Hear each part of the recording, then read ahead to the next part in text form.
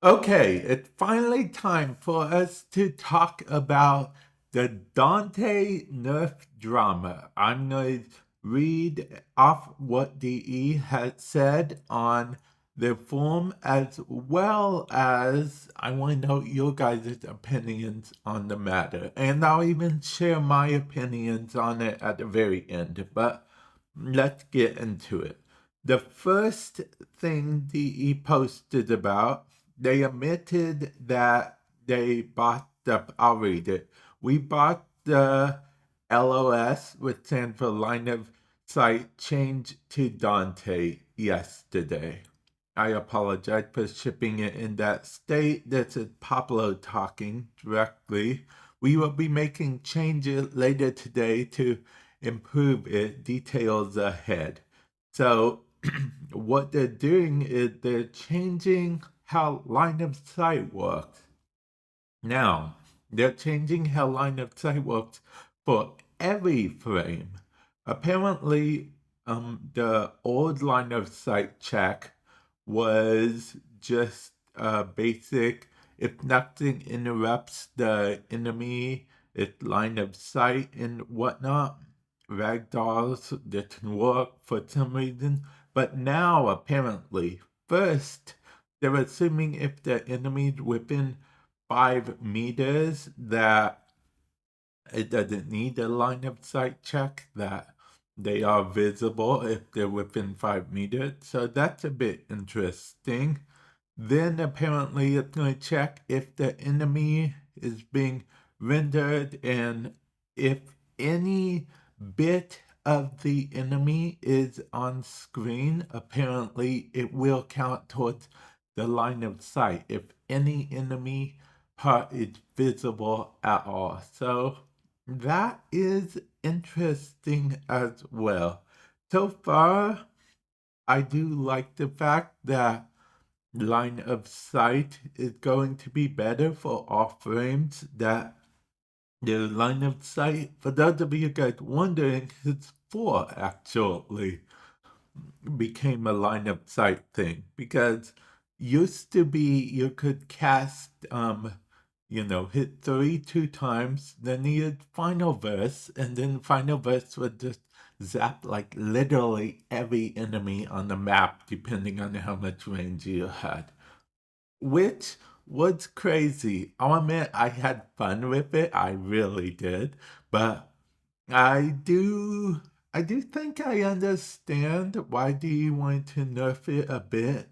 I'll be honest, I'm one of those ones that don't care for line of sight personally, but I do understand why it exists. But I digress. I'll talk more about that at the end. Now, they did, however, make another post. That same day, actually, they made another post. Let's go and read it. It's been an exciting week for Warframe following the very positive launch of Dante Unbound. We threw open the doors to the Deep Archimedia and Elite Deep Archimedia.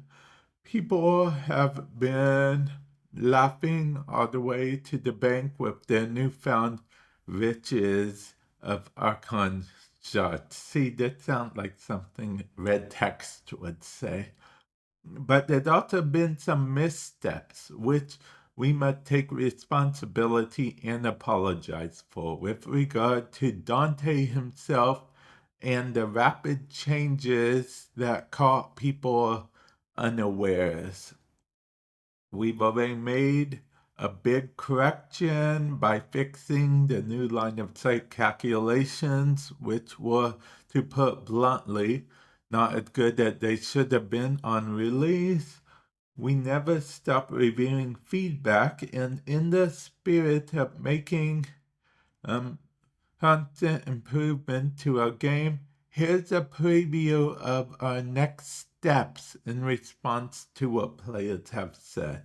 They're adding back and essentially making stronger the status damage vulnerability that Dante's page flight, for those of you guys that don't know, the bird phoenix creature that Dante summons. Apparently, the static damage vulnerability was originally an unintended thing, so they removed it, but they are adding it back due to cryout, as well as they are also making it a bit more powerful.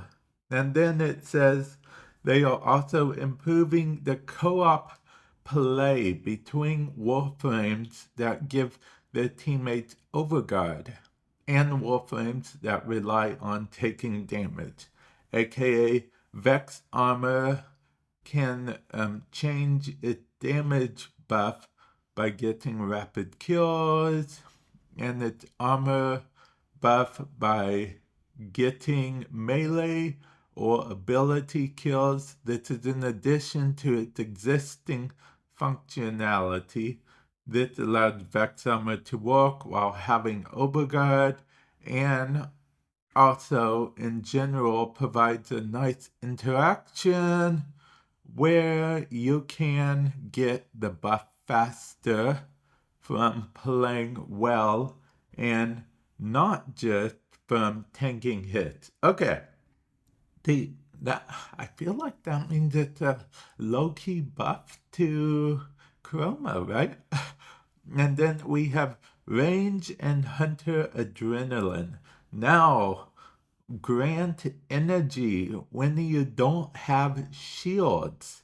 Now, this doesn't sound like a big change, but it is a big change, okay? Because of the fact that before, even if you had overguard, but you didn't have shield, it didn't matter. That worked for like Inaros and Nidus.